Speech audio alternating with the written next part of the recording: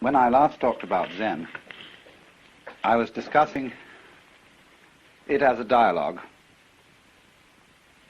between master and student, and I was discussing it to a great extent in relation to Far Eastern culture, how it is in effect a method of liberation from the culture.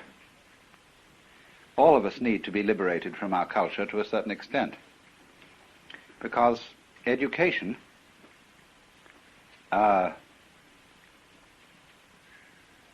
is a kind of necessary evil. And when the process of education or acculturation has been completed, we need a cure for it. Education is like salting meat in order to preserve it for eating. But when you're ready to cook it and eat it, you need to soak some of the salt out. So in the process of being brought up by one's parents and one's teachers, you are in one way spoiled, although in another way made tolerable to live with. And so in our culture, it's increasingly fashionable to have psychoanalysis when you've finished with education, so as to work out and resolve all the damage and traumatic shocks that were done to you in the process.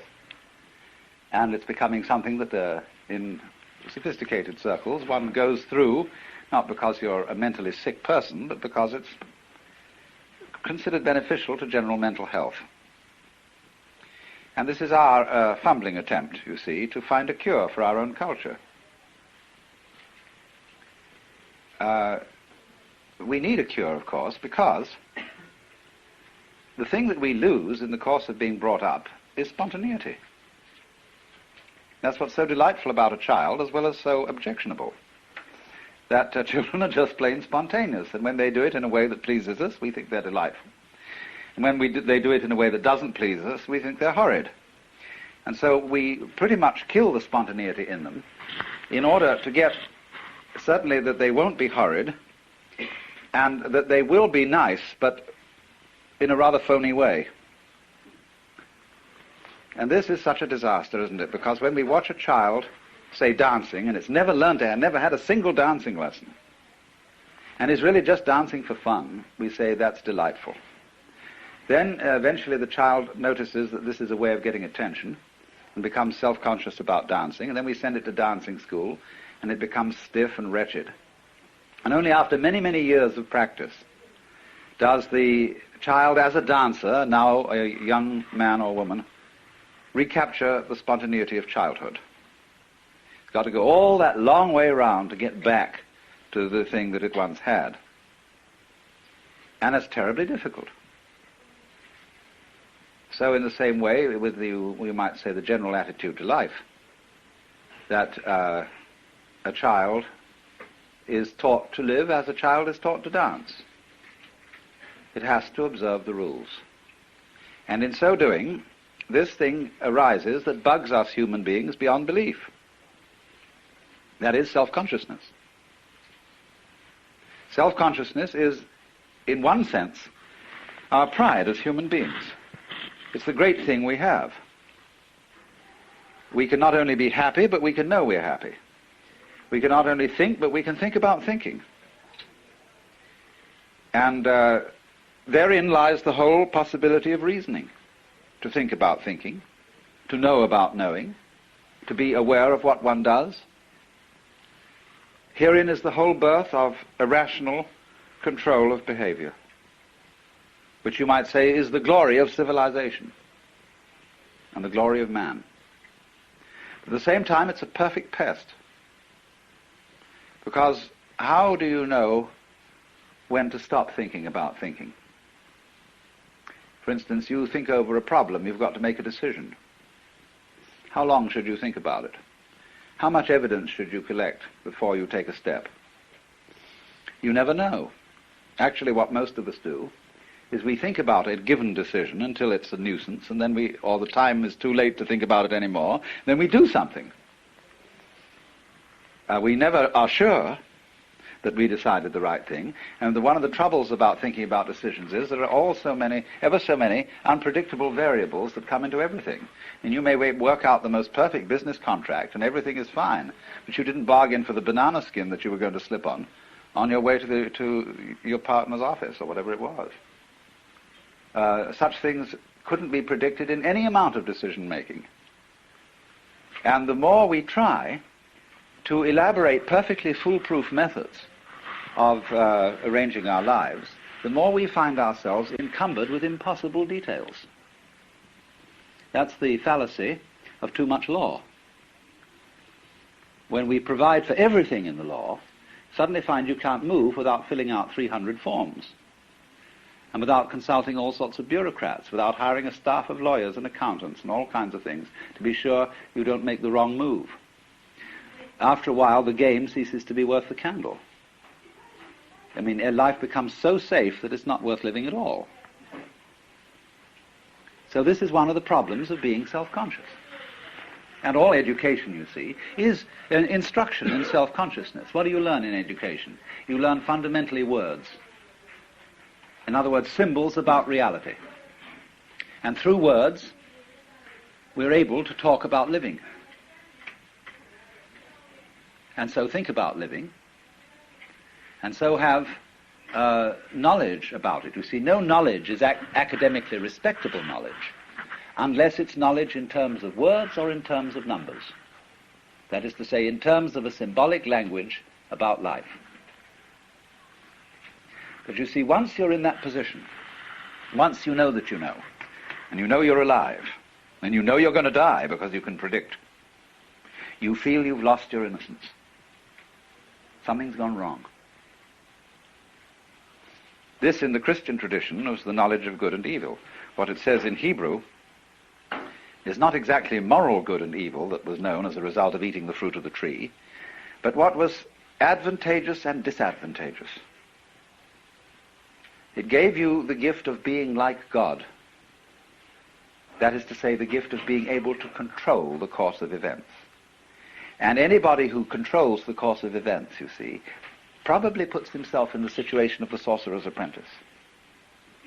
The Lord looking down there and says, okay, you wanted to be God, man, you go ahead and try. You get in more and more of a mess. You know, you succeed amazingly. Just like the sorcerer's apprentice actually made that broom go and fetch water for him. But he couldn't stop it. And as we say today, you can't stop progress. So then the whole problem of self-consciousness is that you're always in a dither and a doubt. We call this anxiety. And a nostalgia develops among us for the age of innocence. Would it be nice not to have to make any decisions, to act entirely on whim? And if you got into trouble, well, that would be all right, because you wouldn't have been worrying about it. See, when a moth mistakes a candle for its sex call, which is what happens, that's why moths fly into candles, the moth makes a mistake, and powie, it goes out. That's that. Moth doesn't worry on the way to the candle whether it's going to get burned. And of course, the moths are sufficiently prolific so that one moth more or less lost in a candle doesn't matter. Hundreds of moths lost in candles don't matter. They just go on. And so you might imagine a human civilization where people make mistakes, and yes, they go off with a glorious bang instead of a whimper. And that's that. They wouldn't worry. They'd live magnificently. But we can't possibly go back and do that. You can't on purpose give up self-consciousness. You can't give up worrying. You can't give up thinking about yourself. And above all, you're terrified to live spontaneously, because you might do something wrong. However, the center of Zen training is to live spontaneously.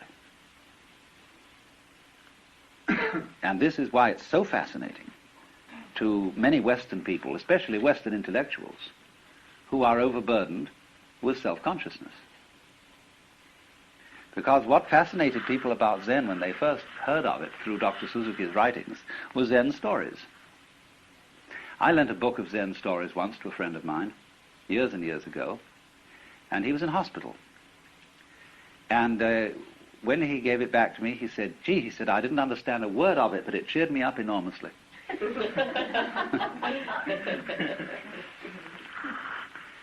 So Zen, the literature of Zen especially the literature of Zen in its early days, in the Tang Dynasty in China. We'll say a literature that runs from approximately 700 AD to 1000 AD. This span of years is the golden age of Zen. And almost all the literature of the period in early Buddhist Chinese is anecdotes about the encounters of Zen masters with their students. They are called in Japanese mondo, which means question-answer. And it appears that the way of studying Zen in those days was rather unlike the way of studying it now. Now Zen is settled and is studied in communities, such as we've been looking at, and will be staying in tomorrow night. But in those days, Zen was a wandering thing. In other words, if you became a Zen monk, you did a great deal of traveling. And instead of sitting on your fanny most of the day, you trudged. You were walking along through prairies, mountain paths, rugged country. You were visiting master after master after master to find one who would answer your question. Now, in a very natural way, supposing a person is questing, you are a seeker. You're not a phony seeker, but a real seeker. That is to say, you have within you a burning desire to find out what it's all about. Who you are, what life is, what reality is, or what's the way out of the mess. You want to become, instead of a mixed-up human being, you want to become something as simple and genuine as a tiger or a cat or a bird or a Buddha.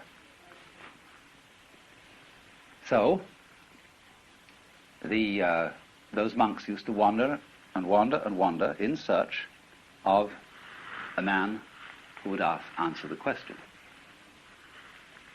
So one of the first stories is that when Bodhidharma, or Dharma, who you see all over Japan as the man with big eyes, a bushy beard, usually dressed in red with no legs, he came to where Bodhidharma was meditating and said, "Master, I have no peace of mind. Please pacify my mind." Of course, he didn't even get in for a long time to ask the question, because Bodhidharma refused to see anybody. Finally, when he cut off his left arm as a token of his sincerity and presented it to the master, Bodhidharma said, "All right, what do you want?" Well, he said, "I have no peace of mind." The mind in Chinese is Shin, and it isn't quite what we mean by mind. They locate it here, Japanese kokoro. We locate our mind here. But this mind here, the heart mind, is the psychic center. When you say, "I have no peace of mind," it doesn't mean you've just got a headache. You may have a heartache too. It's a more inclusive word. You might call it the center of psychic activity. So Bodhidharma said to this man, whose name was Eka, "Bring out your mind here before me. I'll pacify it." And Eka said, "When I look for my mind, I can't find it." Bodhidharma said, "There, it's pacified." Now, somehow this answered Eka's question. And all Zen is stories like that. Now, one thing I must tell you about these stories. They are of the same nature as jokes. And that is to say, a joke is told with the object of making you laugh. Laughter is not an intellectual thing. It is an emotional reaction. And the point is the emotional reaction. If, therefore, a joke is explained to you, you may laugh out of politeness, a throaty laugh, but you will not laugh spontaneously, a belly laugh. Now, the object of Zen stories is not to produce laughter, but to produce awakening, clarification, enlightenment, or what is called in Japanese, satori.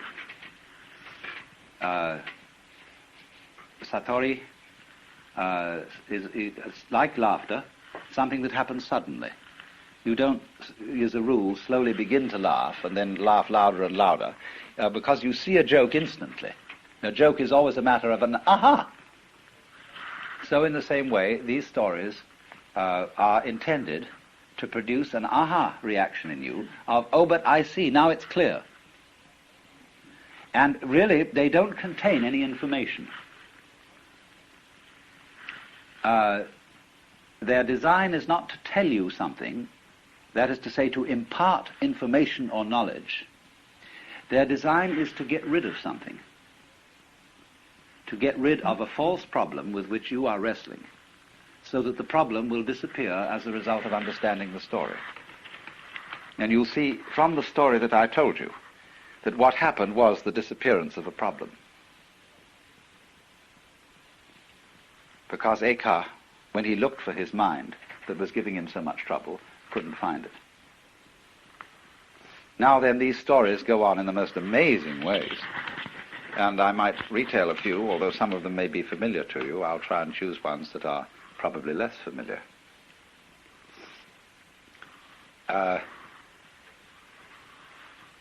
There was a master walking in the forest with a group of his disciples, and suddenly he picked up a tree branch and said to one of the monks, "What is it?" And the monk hesitated, didn't answer immediately, so the teacher hit him with it. So he turned to another monk and said, "What is it?" And the monk said, "Give it to me so that I can see." And the master tossed him the branch. He caught it and he hit the master with it. And so the master said, "Well, you got out of that dilemma."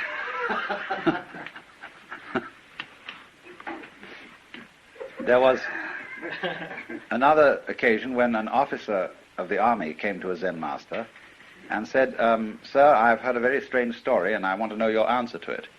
Once upon a time there was a man who kept a goose in a bottle, and it grew so large that he couldn't get it out.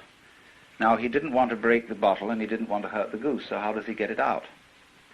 And the master changed the subject and said something like, "It's a nice day today, isn't it? And the waterfall making a lovely sound outside." And so they went on in pleasant conversation. And then the officer got up to leave, and as he walked away to the door, the master said, "Oh, officer!" And he turned around and said, "Yes?" And the master said, "There, it's out." Another time, there was a famous master called Suibi, and he was asked, "What is the secret teaching of Buddhism?" And he was asked this in the lecture hall, where other monks were studying. And he said, "Wait till there's no one around and I'll tell you." So later in the day, the monk accosted him and said, "There's nobody around now. What is the secret teaching of Buddhism?" So he went into the garden with this monk and he pointed at the bamboos. And the monk said, "I don't understand." He said, "What a tall one that is. What a short one that is." And this awakened the monk. Then there was another monk whose name was Gute. And whenever people came to ask him question about Buddhism, he'd hold up a finger. That was the only answer he'd give. Well, he had an attendant. And one day, somebody came to the temple to inquire about the teaching being given there, and the master was apparently out, and his attendant was there. So the investigator said, "What is your teaching here?" And the attendant held up a finger. Went away, but actually the master had been there. He was peeking from behind a screen. And so he came out to this boy and said, "What's the fundamental teaching of Buddhism?" And the boy held up a finger. Instantly the master drew a knife and cut it off. And the boy was very dismayed and rushed away yelling. So the master said, "Hey, come back!" As he came back, he said, "What's the fundamental principle of Buddhism?" And he went to hold up the finger and it wasn't there. And he was enlightened.